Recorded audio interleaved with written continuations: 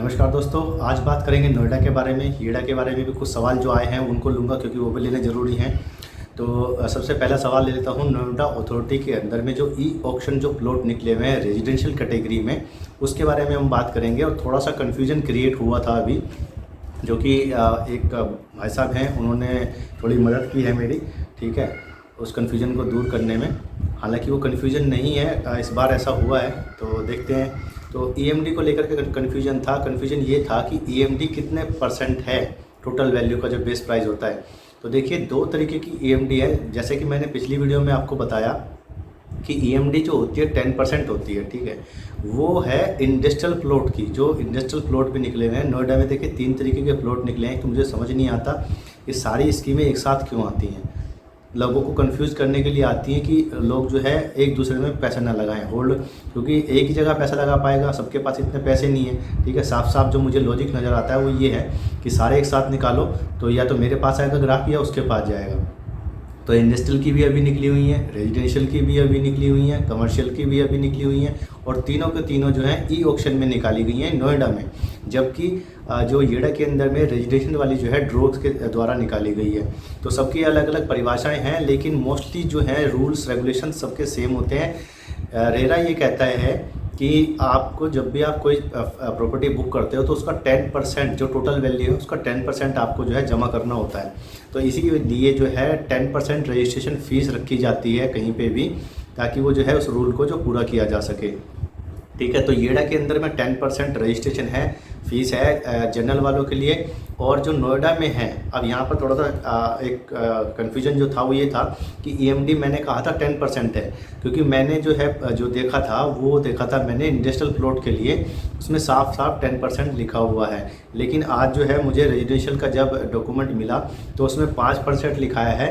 और मैंने जो है टेंडर के उसमें SBI ई टेंडर जो है उसके अंदर और जो डॉक्यूमेंट में दोनों को मैच किया है, सारे प्लॉटों का मैच किया है, तो उसमें जो ईएमडी दी गई है रेजिडेंशियल वालों के लिए वो 5% है। तो आपका ये कन्फ्यूजन दूर हो गया होगा। सभी को मैं जो है माफ़ी भी मांगता हूँ वैसे कि मेरी वजह से कन्फ्यूजन हुआ होगा। लेकिन जो रूल है मैंने उसी हिसाब से बताया था, क्योंकि मेरे पास में डॉक्यूमेंट नहीं था इस चीज़ का।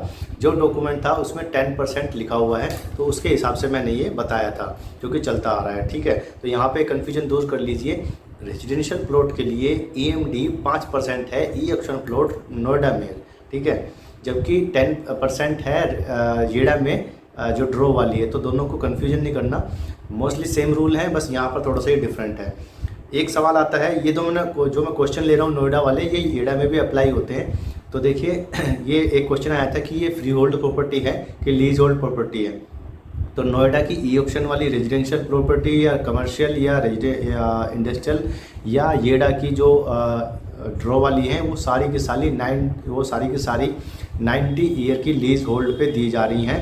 उसके बाद भी गवर्नमेंट उनको बढ़ा भी सकती है और वापस भी ले सकती है, ठीक है। तो ये 90 ईयर के लीज होल्ड पे हैं। दूसरा आता है कि क्या हम इसका कमर्शियल यूज़ कर सकते हैं रेजिडेंशियल प्रॉपर्टी का नोएडा में या ग्रेटर नोएडा में या येडा के अंदर में। तो देखिए येडा की तो भी उसकी ग्रेटर नोएडा की तो निकली नहीं है, तो आप इसमें कमर्शियल यूज़ नहीं कर सकते हो, ना ही आप इसको छोटे छोटे प्लॉट कटिंग करके बेच सकते हो, ठीक है। आप किसी भी परिस्थिति में जो एरिया है आपको जो अलॉट हुआ है वही आपको वापस करना है। इसमें ये चीज़ें क्लियर दी हुई हैं। उसके बाद में एक क्वेश्चन आता है कि बिड प्रोसेस क्या है। जो ई ऑक्शन में जो बिड प्रोसेस है वो क्या है, इसमें पैन कार्ड लगाना ज़रूरी है क्या। तो देखिए मैं आपको बता दूं, पैन कार्ड लगाना बहुत ही ज़रूरी है। पैन कार्ड के बिना आपका ई प्रोसेस नहीं होगा। दूसरा, इसमें इंस्ट्रक्शन दी हुई हैं कि आपके पास में एक अच्छा खासा सिस्टम होना चाहिए, जिसमें आपके पास में जो डिजिटल सिग्नेचर होते हैं, सर्टिफिकेट होता है, वो होना चाहिए। पहले आप ये जो बिडिंग कराते हैं किसी प्रोफेशनल से करा सकते हैं, उनको अच्छा एक्सपीरियंस रहता है, ठीक है। और इसकी जो है आपको वो लगानी पड़ेगी, क्या कहते हैं, पैन कार्ड हो गया।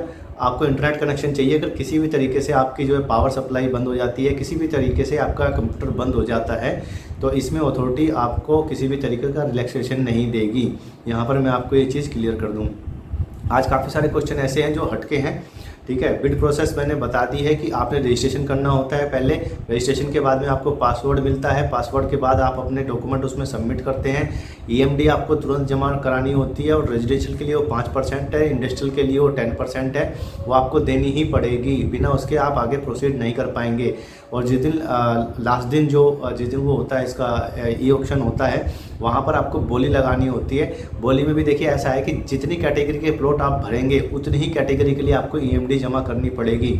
आप कितने भी तरीके के प्लॉट के लिए आप जो है बिड कर सकते हैं, किसी में रेस्ट्रिक्शन नहीं है। लेकिन सिर्फ ये है कि जितने प्लॉट के लिए आप बिड करेंगे उतने प्लॉट को ही आप देख सकते हैं, उससे ज़्यादा प्लॉट आप नहीं देख पाएंगे उसके बाद, ठीक है। और मान लीजिए कि किसी एक बिड के अंदर, यानी कि 4 बिड आपने लगाई हैं या 3 बिड आपने लगाई हैं या 2 प्लॉट के लिए आपने डाला है बिड, तो उसमें क्या है, दोनों में आपने डाल दी और 50,000 रुपये पर बिड के हिसाब से चेंज होंगे। ये जैसे बोली लगती है ना कि हम लोग लगा देते हैं 50,000 एक, तो 50,000 एक नहीं, वो सीधा 1 लाख ही करना पड़ेगा आपको, ठीक है। उसके बाद में जैसे ही कोई बिड आपकी जो है सक्सेस हो जाती है तो बाकी की आपकी जो है ब्लॉक्ड हो जाएंगी, वहाँ पर आप बिड नहीं कर पाओगे। तो एक टाइम में आपका एक ही प्लॉट के लिए एप्लीकेबल होगा बिड, ठीक है। पेमेंट की जो फीस है जो वो मैं बता देता हूँ, 2500 रुपये मैंने बताई थी आपकी जो है लगेगी, 450 रुपये ये दोनों जो है जीएसटी वगैरह लगा करके आपको जो है देने पड़ते हैं, जिसके बाद जो है डॉक्यूमेंट डाउनलोड होता है आपको। उसके बाद 2300 फीस जो है वो प्रोसेसिंग फ़ीस है, और ये सारी की सारी यानी 5250 रुपये आपको मिलेंगे नहीं वापस। खाली जो ईएमडी होती है वो वापस मिलती है, लेकिन उसकी भी कुछ शर्तें हैं, ठीक है। रिफ़ंड की यहाँ पे बात कर लेते हैं। तो रिफ़ंड देखिए ये होता है कि अगर आप अनसक्सेसफुल होते हैं तो आपको जो है पूरी अमाउंट जो ईएमडी है आपकी वो पूरी की पूरी वापस दे दी जाती है, ठीक है, आपके अकाउंट में जहाँ से ट्रांसफ़र हुआ है या जो आपने वहाँ पर अकाउंट नंबर अपना मेंशन किया हुआ है रिफ़ंड के लिए उसमें। पेमेंट की बात कर लेते हैं। ये सारी मैं अभी बात कर रहा हूँ नोएडा के लिए, ठीक है। येड़ा के लिए भी सेम टू सेम चीज़ें हैं, लेकिन वहाँ पर बस थोड़ा सा ये है कि वहाँ पर ड्रॉ में है और यहाँ पर जो है ई ऑक्शन में है। हो सकता है कि आपको कन्फ्यूजन हो रहा हो थोड़ा।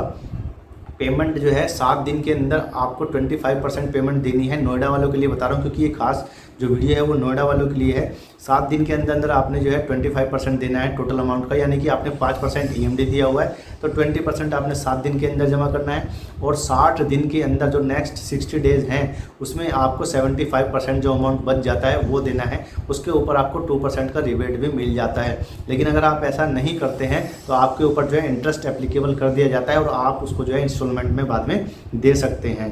कंस्ट्रक्शन की तो देखिए, कंस्ट्रक्शन के लिए जो नोएडा में है आपको जब अलॉट कर दिया जाता है, लीज डीड हो जाती है आपकी, तो 2 साल आपको दिया जाता है। उसमें आपको वहाँ पर मकान बनाना ही होगा, अदरवाइज़ आपके ऊपर जो है चार्जेस लगाए जा सकते हैं, ठीक है। टैक्सेस आपको जो भी एप्लीकेबल होंगे वो पे करने होंगे। अब मैं बात कर लेता हूँ यहाँ पर कितने प्लॉट निकले हुए हैं किस किस साइज़ के। तो देखिए सबसे छोटा जो प्लॉट है वो 162 स्क्वायर मीटर का है। नोएडा की मैं बात कर रहा हूँ जो ई ऑक्शन में निकले हुए हैं। उसके बाद में 200 का है, 250 का है, 450, 350, 300 और 550 और 532 स्क्वायर मीटर के प्लॉट निकले हुए हैं रेजिडेंशियल के अंदर में, ठीक है। इसमें सेक्टर मैंने पिछली वीडियो में बताए हुए हैं, आप देख सकते हैं। अब मैं बात कर लेता हूँ रिफ़ंड की, ठीक है। तो रिफ़ंड का अब मैं बात कर रहा हूँ येड़ा के अंदर में। येड़ा का जो रिफ़ंड होता है उसमें कैसे होगा ये सवाल भी मैं ले लेता हूँ साथ के साथ में। वीडियो थोड़ी सी लंबी होगी तो इसके लिए थोड़ा सा आप कर लीजिएगा एडजस्ट। वरुण गुप्ता जी पूछते हैं कि रिफ़ंड के बारे में बताइए कि अलॉटमेंट अगर हो जाता है तो अलॉटमेंट लेटर के बाद में क्या प्रोसीजर है। तो मैं आपको बताऊं, देखिए रिफ़ंड का 3-4 चीज़ें हैं। सबसे पहला होता है कि आपने जो है पहले ही रिफ़ंड कर लिया, अभी ड्रॉ की जो है ड्रॉ नहीं हुआ है उससे पहले, तो आपका जो है फुल आ जाएगी, फुल अमाउंट आपको उसमें दे दी जाएगी। लेकिन कितने टाइम में दे दी जाएगी ये सिर्फ येड़ा वाले ही जानते हैं, हम सिर्फ 1 महीना इसको मान के चलते हैं, लेकिन ऐसा होता नहीं है।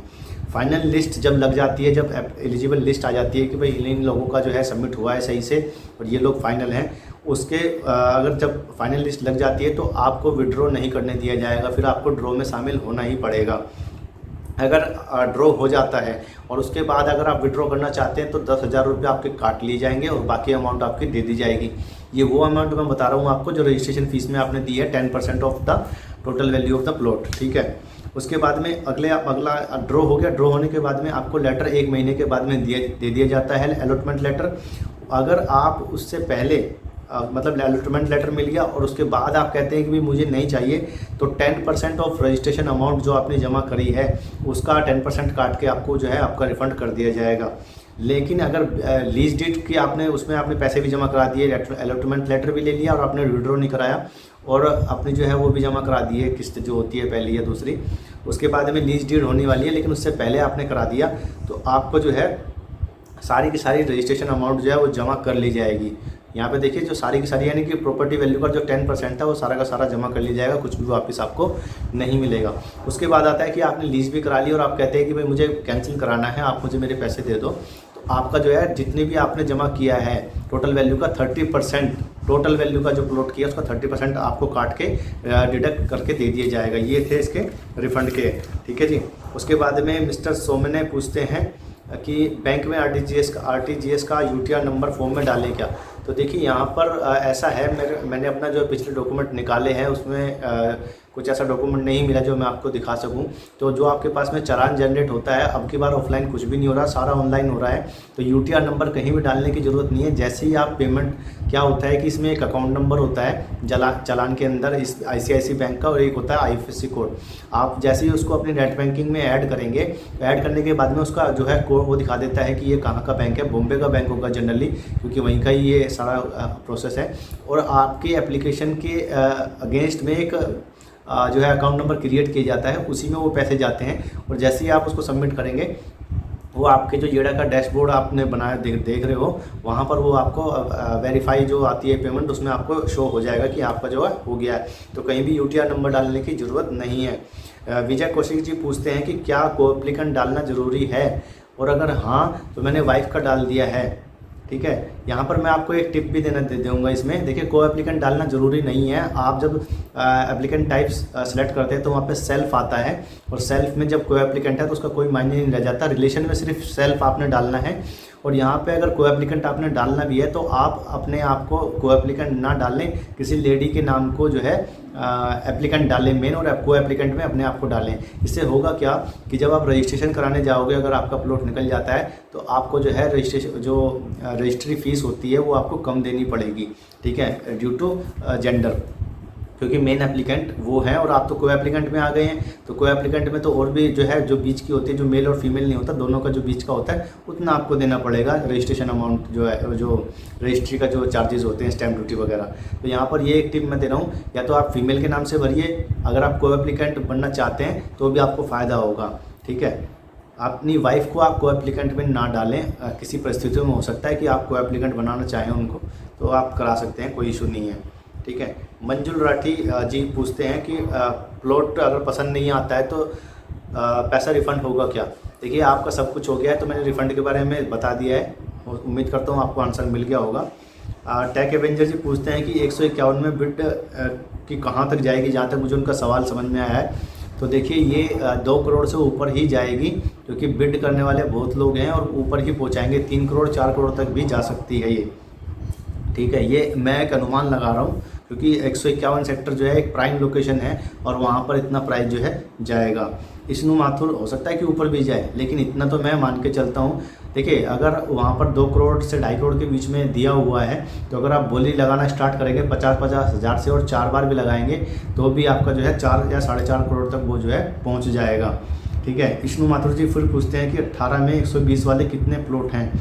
तो देखिए सर इसकी तो कैलकुलेशन देखनी पड़ेगी एक बार टोटल पूरी की पूरी, लेकिन अभी जो है सेक्टर्स जो 16 है और 17 है उसमें 120 वाले प्लॉट निकाले गए हैं और वहीं पे ही आपको मिलेंगे, बाकी कहीं नहीं मिलेंगे। वीर जी भट्ट पूछते हैं कि सेक्टर 34 में क्या प्राइस है। तो देखिए सर वहाँ पर भी करोड़ों में प्राइस है, ठीक है, वहाँ पे भी सस्ता नहीं है। तकरीबन 8-9 लाख रुपए शायद वहाँ पर जो है 10 लाख के आसपास जो है वो EMD जा रही है उसकी। वरुण गुप्ता जी पूछते हैं, देखिए मैं आपको बता दूं मैंने लिखा भी हुआ है, सेक्टर 31 के अंदर में 6,29,775 EMD है, यानी 5%, यानी कि जो रिजर्व प्राइस है वह है 1 करोड़ 25 लाख, ये वहाँ का प्राइस है, यानी कि 1.5 करोड़ से ऊपर ही ऊपर आप मान के चलें। ये 162 स्क्वायर मीटर का मैं बता रहा हूँ आपको। तो दोस्तों ये थे येड़ा और नोएडा जो अथॉरिटी है उसके बारे में कुछ खास सवाल, और अगली बार फिर कुछ खास सवाल और कुछ नया लाने की कोशिश करूँगा आपके लिए। तब तक के लिए दीजिए मुझे इजाज़त। जय हिंद। सब्सक्राइब कर लीजिए आगे बने रहने के लिए।